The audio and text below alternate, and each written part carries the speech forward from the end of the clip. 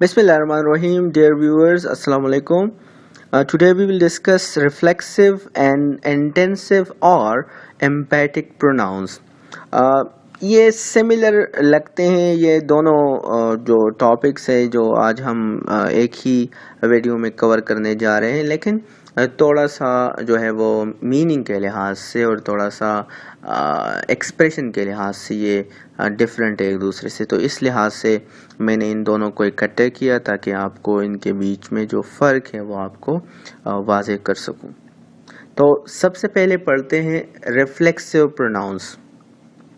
Reflexive pronouns are those which are used to indicate a noun which has been used in an earlier part of the same sentence. Reflexive pronouns جیسا کہ نام سے ظاہر ہے یہ وہ pronouns ہیں جو کہ استعمال ہوتے ہیں کسی بھی جملے میں اس لیے تاکہ وہ انڈیکیٹ کرے، ظاہر کرے یا اشارہ دے اس noun کی طرف جو کہ استعمال ہوا ہے at the start of the sentence۔ جیسا کہ آپ کہتے ہیں کہ He hurt himself، اس نے اپنے آپ کو زخمی کیا۔ اب یہاں پر اس کا یہ himself کا جو استعمال ہوا ہے یہ کس لیے ہوا ہے؟ یہ himself اصل میں ہی کو ریفر کر رہا ہے، اس کی طرف اشارہ کر رہا ہے۔ تو ایسے الفاظ جو کہ ہم استعمال کرتے ہیں جملے میں تاکہ وہ ریفر کرے back to the noun or the pronoun used at the start of the sentence، تو اس کو ہم کہتے ہیں reflexive pronouns۔ اور ان pronouns میں myself، themselves، yourself، yourselves، ourselves، herself، himself and itself شامل ہیں۔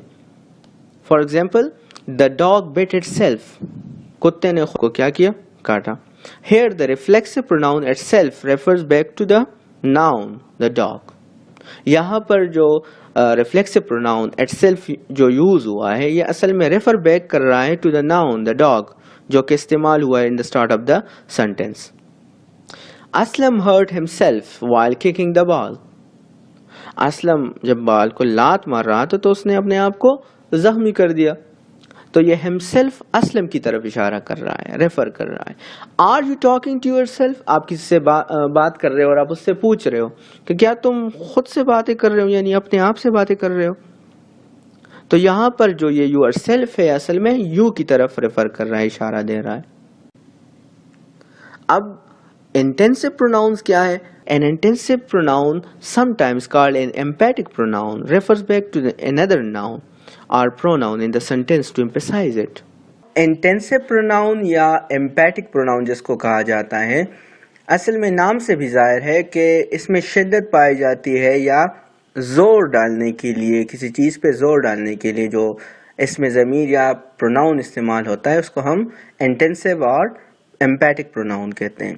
لیکن یہ اصل میں کرتا کیا ہے؟ یہ ریفر بیک کرتا ہے، یعنی پیچھے اشارہ کرتا ہے جو ناؤن یا پروناؤن استعمال ہوتا ہے جملے کے آغاز میں۔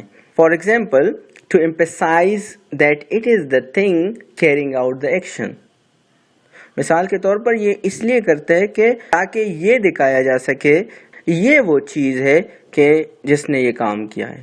فار ایگزامپل ایک جملہ ہے جس میں ہم کہتے ہیں کہ he himself did it، اس نے خود یہ کیا، اور ہم کہتے ہیں کہ he himself is responsible for what happened yesterday، کہ وہ خود اس کا ذمہ دار ہے جو کچھ کل ہوا۔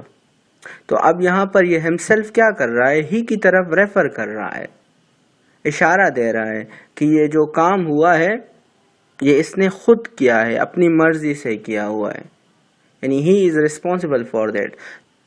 تو emphatic pronoun دراصل ایک ناؤن یا پروناؤن جو کہ سینٹینس کے سٹارٹ میں استعمال ہوتا ہے اس پہ زور دینے کے لیے استعمال ہوتا ہے۔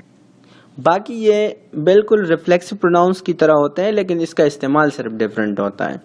The intensive pronouns are myself، yourself، herself، himself، itself، ourselves، yourselves and themselves۔ جیسا ہم ریفلیکسو پروناؤنس میں استعمال کرتے ہیں سیم وہی استعمال کرتے ہیں۔ The following are some examples of intensive pronouns. For example، the cat itself opened the door، بلی نے خود جو ہے دروازہ کھولا۔ They themselves knew what was happening outside، وہ خود جانتے تھے کہ کل باہر کیا ہو رہا تھا. She herself texted me, اس نے خود مجھے میسج کیا. You yourself did it, تم نے خود یہ کام کیا. تو یہاں پر آپ اگر الفاظ کو دیکھیں تو یہاں پر یہ زور دینے کے لیے استعمال ہوئے ہیں. تو وہ pronouns جو کہ refer back کرتے ہیں to the noun and the pronoun in order to emphasize on it. So they are known as intensive pronouns.